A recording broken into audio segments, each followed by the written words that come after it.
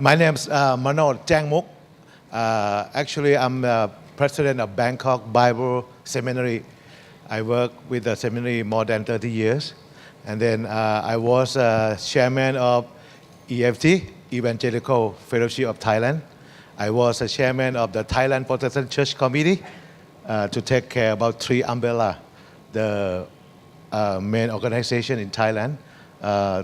We call Evangelical Fellowship of Thailand, Church of Christ in Thailand, and Thailand Baptist Convention.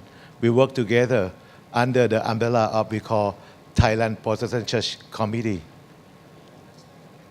We have about 5,000 churches under our organization.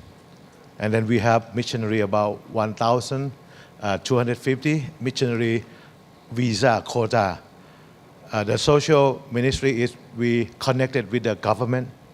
The Thai government recognized 3 main organizations. Actually, they recognize for 5 big organizations like the Roman Catholic. They came to Thailand 400 years ago. Second group we call Church of Christ in Thailand. Majority is Presbyterian and Church of Christ, and some discipleship denomination. Second group we call Evangelical Fellowship of Thailand, EFT. All missionary agency come after World War II under the EFT umbrella. And then Southern Baptist, they call Baptist Convention in Thailand. And then 2 minor group is a Seventh-day Adventist recognized by the government too. The Thai government recognized 5 main Christian and Protestant. And then we connect with the government. That's the connection with the government. And in detail, and then Ajahn Dawai Martin will tell about the ministry among the social that we work together. Just a little bit of history about myself. As Pastor Manok said, I was a missionary kid. I was born in Thailand. But after high school, I went to the United States, was an IT businessman. I had my own software company, and God called me back home to Thailand. And that was over 10 years ago. And when I came back, I was asked to help with the national plan to reach this nation for Christ, but on the side of collecting information so that Thailand can have very accurate information about where the body of Christ is and where it's not. And so that we can be very strategic and make plans that are appropriate for that, whether they be church planting, which is a very key part. The data that we discovered was pretty shocking at the end, where we find most of the churches are in various pockets, but not all over the country. And as we all know as believers, right, the only thing that'll change a nation that we believe is that the gospel of Christ goes to the whole nation. And that's what the national plan goal is it's a pretty amazing thing here in Thailand that all groups pretty much can work together in unity, regardless of whether you're a conservative Baptist, maybe to a Pentecostal, all across the spectrum of Christianity that can come work together, whether it's planting churches or even with social work. And I'm going to have, Minnie's going to talk about what they do with Camp Crusade as well. And because I think he's got, as far as social work, what they're doing is probably the most into the country. Good afternoon. Yeah, my nickname is Minnie, and I will talk about the iServe movement that you already have seen. The iServe serving you, joining in this conference and helping all of you. And also this movement that we try to raise up the new leader, next generation leader in Thailand. So actually we work side by side with the pastor training and also with the leader, the spiritual leader among us in Thailand. So and now the iServe movement we try to raise up at least 3 or 4 leaders. The leader to work with closely with the pastor in the church. So that also we try to help them, train them, and raise them up. Also, I think for the iServe movement that we try to raise up to the next level of the leadership for the church, because some church in Thailand also in the remote area they are weak, and so they have a very limited member, and sometimes the youth leader cannot grow more. So we that's why we plan and we think about the iServe movement. Also we raise up for the throughout Thailand, not just in the only some churches only. Yeah, thank you. Let me just add to that about iServe as well, is that it's a youth movement, a true youth movement around the nation. And so a lot of times you will see them like you see them here, okay? All the young people that are helping you here are the iServe, but you will see them at different points in time working at different parts of the provinces, maybe even cleaning a temple, a Buddhist temple. They'll go and they'll just show the love of God in cleaning a temple, or they'll go to a place that a canal that's very dirty and needs some help, and they'll go there and they'll just show the love of God, and these youth will come and help out, and at the same time they'll ask them, why are they doing this? And they're doing it because we believe in Jesus Christ. Okay, now I would like to ask a question, and this question has to do with World War II. Now, you've mentioned World War II. We heard it in the session yesterday from Dr. Adadivo, that World War II, World War I caused a division in some churches focus only on the gospel, others focus on social involvement. How did this World War II, these events affect the view of social involvement of the church in Thailand since World War II was over? After World War II, Thailand not affected by the World War, but get benefit from the World War, because a lot of missionary agency came to Thailand, like EFT, Evangelical Fellowship Thailand. We have the thousands of missionary family come to Thailand after World War II. They come to Thailand to help the people, serve the people to the gospel when they preach or they teach. A lot of missionary agency like World Vision, they came to Thailand after World War II. They work with the refugee, the people who get suffer in Thailand, and all kind of missionary come to Thailand after World War II. That we get benefit from World War II. Okay. Actually, just to kind of, my parents were in that group. They came in Thailand in 1948, right after the World War II.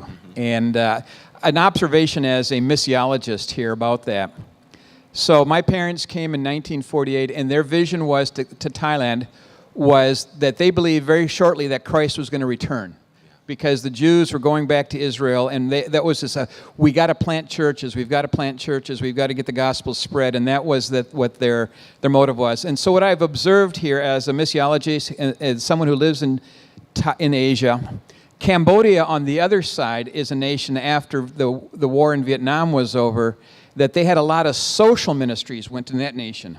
Whereas Thailand has been focused on mainly church planting, Cambodia is focused more on social ministries coming into Christ. And I would tend to say that the gospel has gone farther in Cambodia than in Thailand because of the social side, maybe. I mean, that's just an observation. I don't have the actual facts, but it's kind of a general observation because of the social ministries they've done versus focus on church planting we've had here in Thailand. Okay. Okay. Another question. You mentioned the government. When you accept government funding, sometimes they try to keep you from sharing the gospel, talking about Jesus. How do you handle the temptation to accept money for social involvement that also has strings attached to keep you from sharing the gospel? I think Thailand government is very special because of a king of Thailand. He support all religions in this country.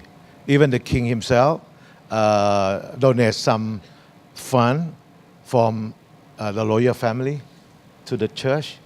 Like when the king celebrated 60 years on the throne 10 years ago, they looked for how many churches building before his reign.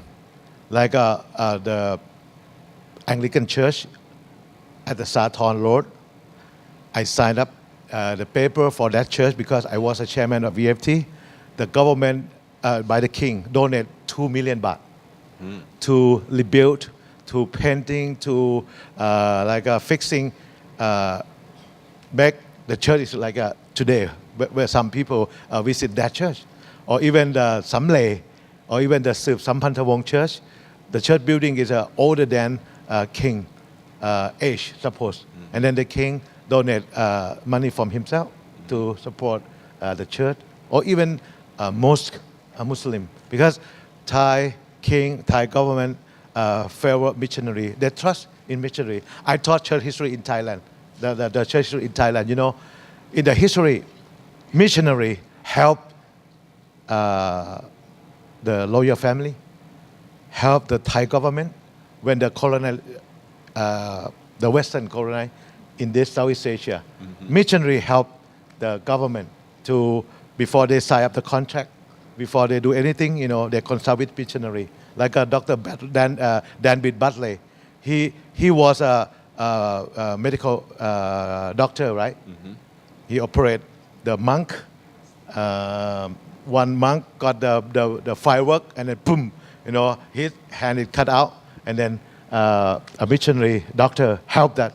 They said this is like an angel, you know, doctor come and help the people, and then they help the loyal family. They become like an advisor of the loyal family, teach language, teach science, you know, with the high position, and then missionary get respect fully from the government and from the king of Thailand. Even missionary work in Thailand, you don't pay income tax in Thailand. You get 50% of transportation if you take a train from Chiang Mai to Phuket to Hat Yai. 50% for the transportation ticket that offer for missionary. See, this is the Thai government favor to do that. Okay. Let me add a little onto that as well. Is that we actually, as the Thai church itself, have realized that there's money to support the church that we're not asking for, and that's what's been missing here. They're supporting other religious groups, and the Thai church itself says, "Wow, there's money available." Some pastors in some areas have been very good at being able to ask for it, but there's been talk about how can we train other pastors to be better at getting that money. So the idea of that is that the strings attached, I don't think the Thai church as yet has asked for enough money to even realize what the strings really are. You know, the Thai flag has a two white stripes in it that represent, can you explain what that represents, the white stripe? Okay, the blue one is the king, right? In the central, the Thai flag. We have five, for what? 5 tribes, okay. And then the white is mean religion. Religion is not only Buddhist, but all religion. White is to mean, you know, like pure or holy something. And then red is national. It means the blood for the people who, you know, build our nation.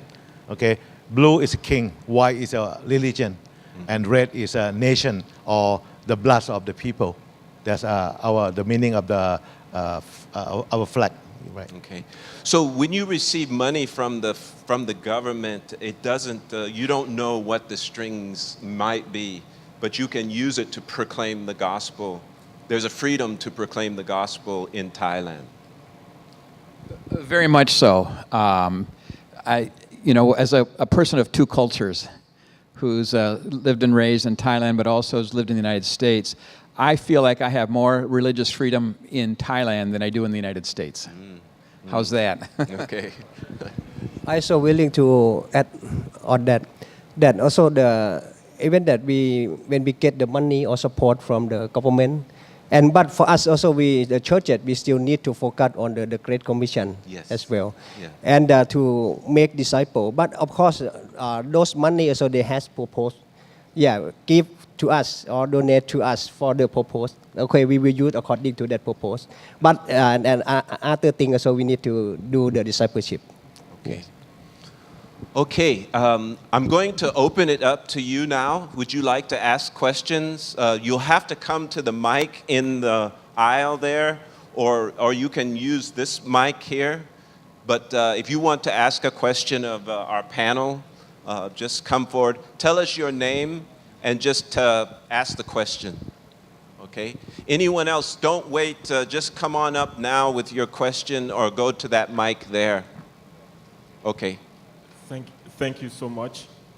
I'm Kenneth Jackson from Liberia, West Africa, a pastor,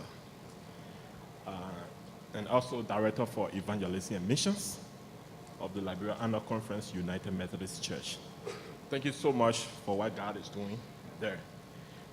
I have two concerns that I would like you to address in terms of social and compassion ministry. What is the church doing? I know the government is giving you some funding to do ministry. You are deeply involved with pastoral training. That is good. What are you giving back? Aside from the pastoral training you are giving, like in my country, almost 70% of the hospitals, high schools, or elementary and secondary schools are owned by the churches, the Liberian church, Catholic, because today the Catholic church will come and say, hey, because the government is doing so and so, our schools will not be open and the government will be strangulated. So what is the church in Thailand doing as far as reaching out to the people in terms of school? How many high schools do you have as a church? How many hospitals do you have as a church? That's one. Can I just see if I can understand your question? How is the church giving back to the community? To the community, aside from the training. Okay, pastoral training. but how is it giving back based upon funding from the government or however? Yeah. Okay, Coach, do you want to answer that one first?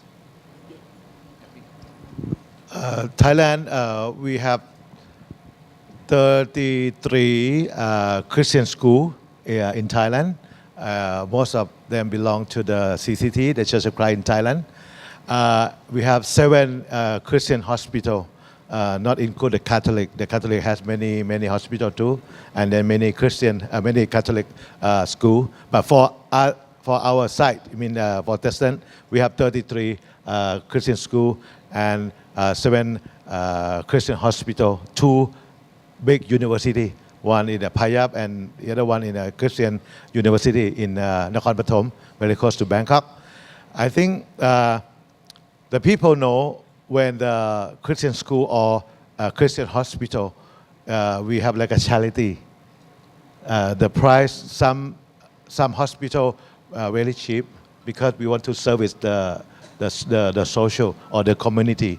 The people understand about when they go to the Christian hospital, they get the like a low price, or sometimes charity, even though you don't have money. The missionary, like Manorom Christian Hospital before, they have many departments to help the poor people. They have the like a leprosy people. Yeah, they take care of that. Yeah, the people know this is a mission hospital or mission school. Right. To add on to that, just as a bit of history, is that it was the missionaries actually that brought the hospitals and the schools to Thailand originally. So that the schools and hospitals came from a Christian background already in Thailand, so that's one thing. But as far as what I understand, as far as even today goes, when you see, again, I'm not sure if I'm answering your question here, but when you see the government very enthused what the iServe, giving back to the community, they're very appreciative of these Christian youth? Okay. Second question. The second question goes to the moderator. Should we do pastoral training exclusive of social compassionate ministry? Should we do pastoral training and just forget about social responsibility? Because sometimes I'm saying this, because many times some churches focus on pastoral training and forget about the social and compassionate ministry. Should we do it exclusively? Yeah. No, you know, I would say from my perspective that social involvement is pastoral ministry. It's part of pastoral ministry. If you go out and you try to share the gospel with a 13-year-old girl who's been raped and beaten, you had better find some woman that can minister to her in a social and understanding way.